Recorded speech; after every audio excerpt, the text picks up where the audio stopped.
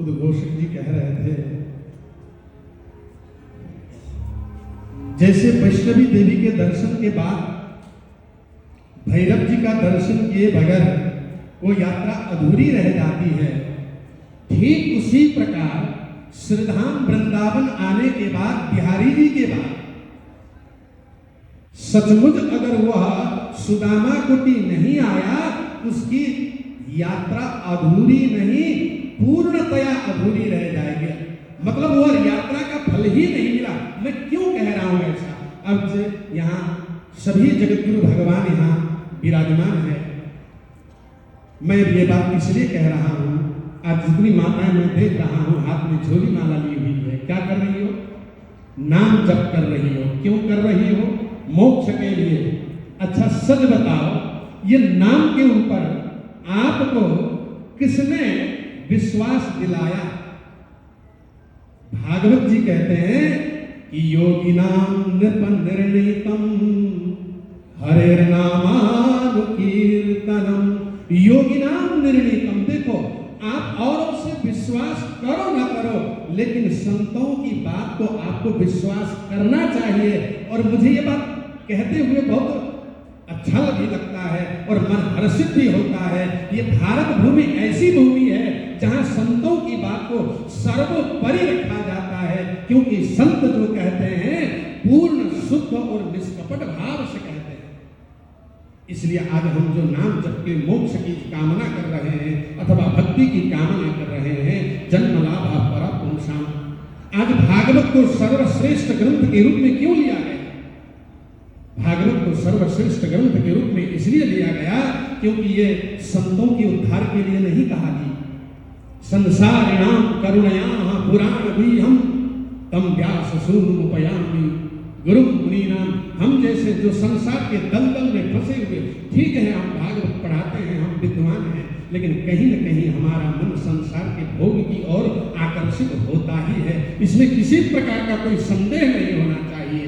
लेकिन हम जैसे पतितों का, हम जैसे साधारण संसार के भोग विलास में रहने वाले जीवों का अगर कोई उद्धार कर सकता है तो केवल संत कर सकते हैं। और आज हम उत्तरायण में प्रवेश कर रहे हैं। आज से उत्तरायण प्रारंभ है और आज ही के दिन जो है भीष्म पितामह ने अपने वाणी को विश्राम दिया था और जीवन लीला को समाप्त किया था। और इस उत्तरायण में बड़े बड़े योगी जन चाहते हैं, वांछितः योगिना उत्तरायण। भैया इस संतों की महिमा जहां भी देखो, संतों की महिमा जहां भी देखो, संतों की महिमा। अच्छा कुछ हमारे जो है विधर्म लोग होते हैं वो संतों की थोड़ा वैभव को देखकर जलते भी हैं? लेकिन उड़ती है, चलती है गाड़ी, उड़ती है धूल और चलते हैं दुश्मन तो खिलता है फूल। लेकिन कई बार आजकल संतों के ऊपर भी टिप्पणी टिप्पणी लोग करते हैं। मुझे इस बात को बिल्कुल मन में बहुत पीड़ा होती है। बंधुओं, जिसने भी किसी प्रकार का कुछ किया हो तो उसको आप जरूर कहें, लेकिन संत समाज को, क्योंकि आज धरती में गंगा है, ये किनके वजह से है? ये केवल संतों की वजह से है। लोग कहते हैं भगीरथ के तपोबल पर गंगा जी धरती में आई, लेकिन आप भागवत देख लो, भगीरथ जी को गंगा जी ने साफ साफ मना कर दिया। किंचाहम न भवम यास्य नरामय्या मृदंत्यघम मृजामी तदगम पुत्र राजन तत्र विचिंत्यताम अहम भवम नयास्य। मैं धरती में नहीं जाऊंगी। बोले क्यों? मनुष्य मुझ में पाप भूलेंगे, मैं उस पाप को कहां भूलूंगी? तो भगीरथ जी ने क्या कहा? साधवो न्यासिनो शांता ब्रह्मस्था लोक पावना ते संग संगात अरंते अगवित हरि। बोले धरती में केवल पापी ही नहीं है बंधो, संत हैं, विद्वान हैं, वैष्णव हैं, ब्रह्मस्था लोक पावना। बोले देश वास्ते अगवित हरि। ऐसे संतों के अंदर अगवित हरि आसते पाप नाश करने के लिए भगवान उनके अंदर विराजमान होते हैं।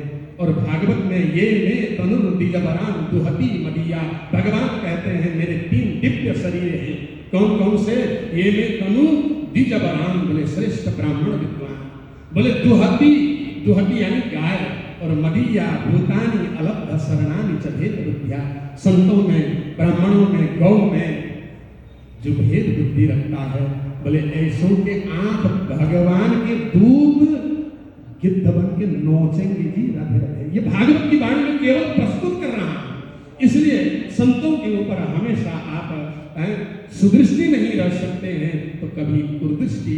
कहते हैं ना, नजरों से गिराना ना चाहे जो भी सजा देना, नजरों से जो गिर जाए मुश्किल ही समझ पाए।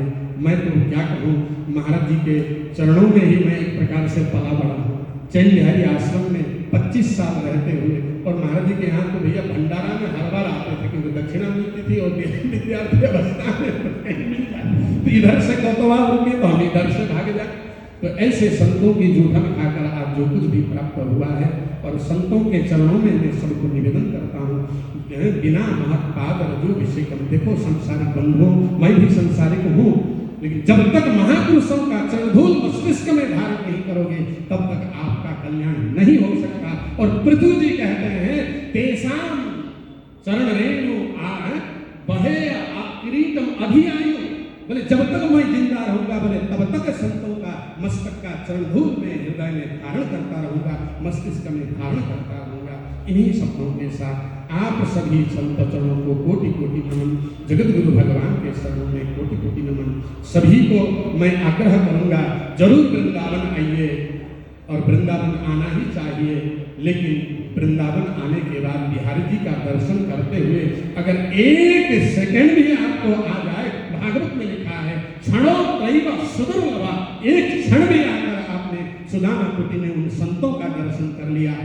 जिस प्रकार आपने सुने होंगे 88,000 ऋषि सौनक जी के आश्रम में बैठकर भजन करते हैं, और सबको आश्रय कौन देते हैं?